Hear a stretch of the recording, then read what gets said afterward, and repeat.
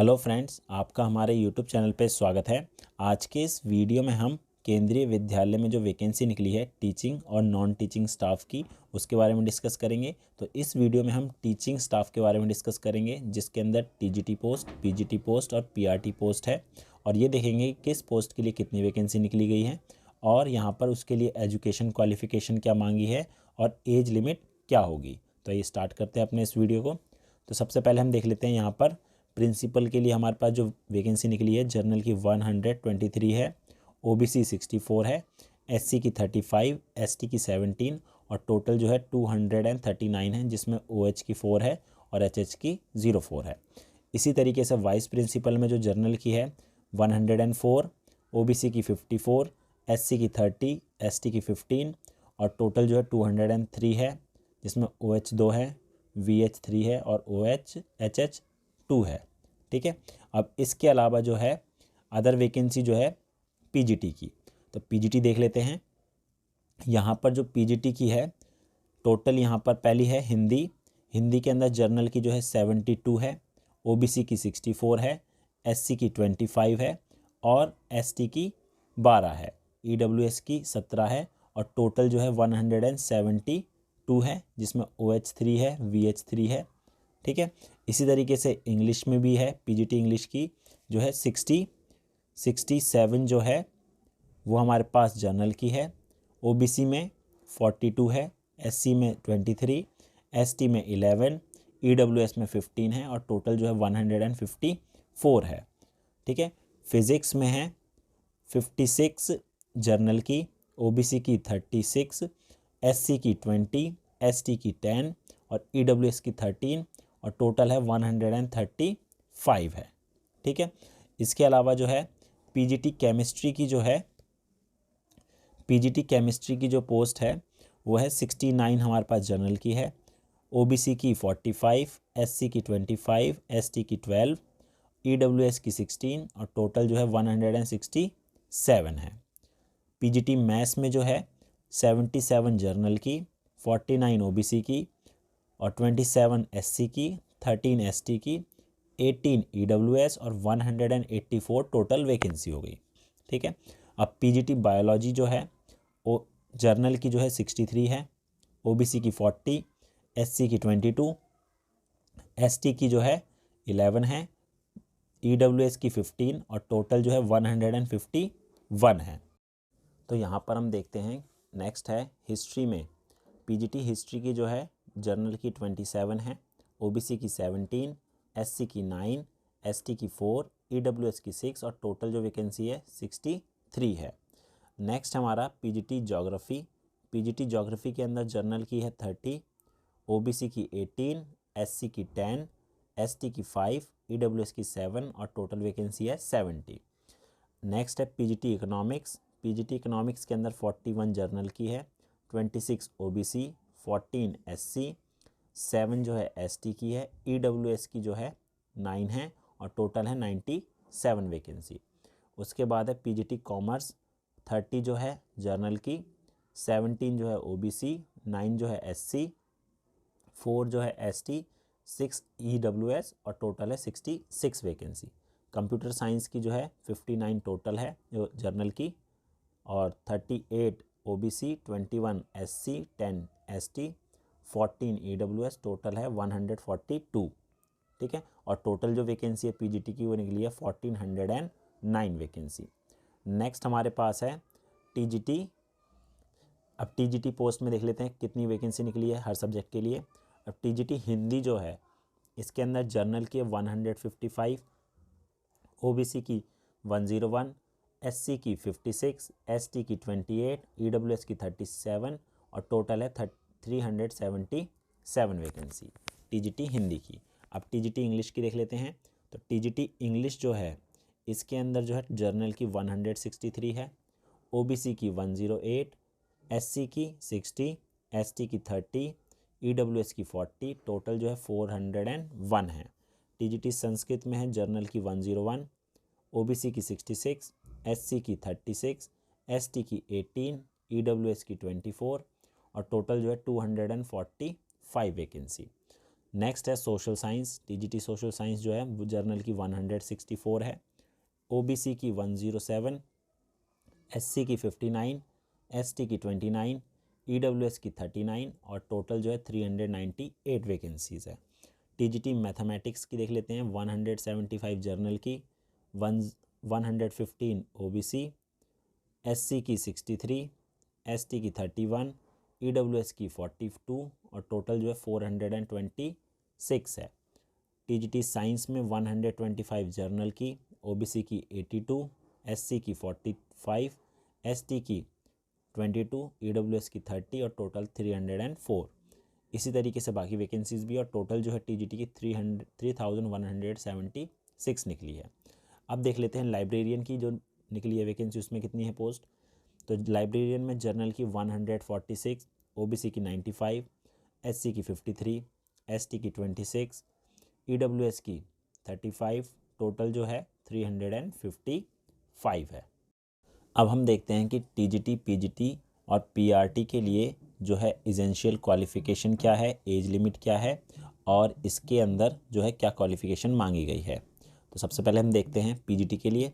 तो पीजीटी में जो हमारे पास सब्जेक्ट हैं, इंग्लिश है, हिंदी है, फिज़िक्स है, chemistry, economics, commerce, mathematics, biology, history, geography, computer science, biotechnology. ठीक है। अब इसके अंदर जो है अपर एज लिमिट जो है वो कितनी है, 40 साल। ठीक है, 40 साल तक के भर सकते हैं इसमें। अब इसके अंदर देख लेते हैं कि इसके अंदर एसेंशियल क्वालिफ़िकेशन क्या है पोस्ट नंबर 1 से लेके 10 तक के लिए। ठीक है, तो सबसे पहले हम देखते हैं, पहला है यहाँ पर 2 year integrated post graduation MSc course of regional college of education of NCERT in the subject concern और master degree for a recognised university with at least 50% marks. तो आपका जो मास्टर डिग्री में 50% कम से कम मार्क्स होने चाहिए। ठीक है, इन aggregate in the following subject. अब सब्जेक्ट में देख लेते हैं, यहाँ पर जो है अगर पीजीटी इंग्लिश है, ठीक है, तो आपका जो है पोस्ट ग्रेजुएशन इंग्लिश में होनी चाहिए। ठीक है, और उसमें मिनिमम जो मार्क्स है वो 50% होने चाहिए आपके एग्रीगेट। पीजीटी हिंदी के अंदर पीजीटी हिंदी और Sanskrit with Hindi as one of the subject at graduate level. ठीक है, तो यहाँ पर हिंदी और संस्कृत इसके साथ साथ हिंदी होनी चाहिए एक सब्जेक्ट में। ठीक है, अगला है PGT physics, physics, electronics, applied physics और न्यूक्लियर फिज़िक्स, इनमें से कोई आपने पढ़ी हो पोस्ट ग्रेजुएशन में।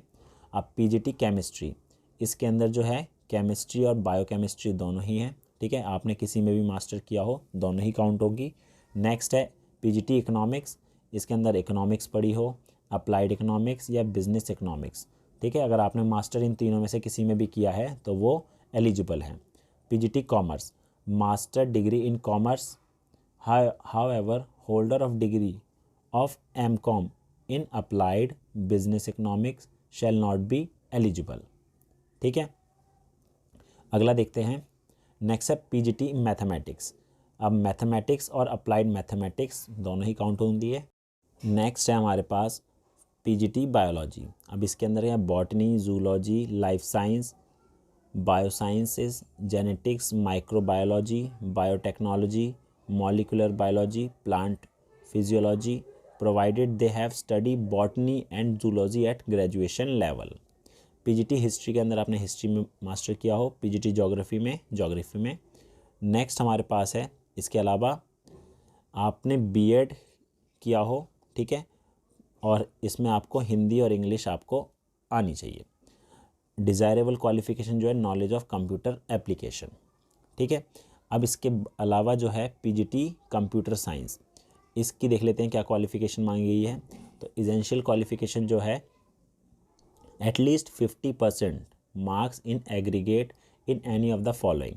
पहला बीई और B Tech computer science IT for a recognised university और इक्विवेलेंट डिग्री और diploma and institute university recognised by government of India. ठीक है, आपने बीटेक किया हो या कंप्यूटर साइंस किया हो।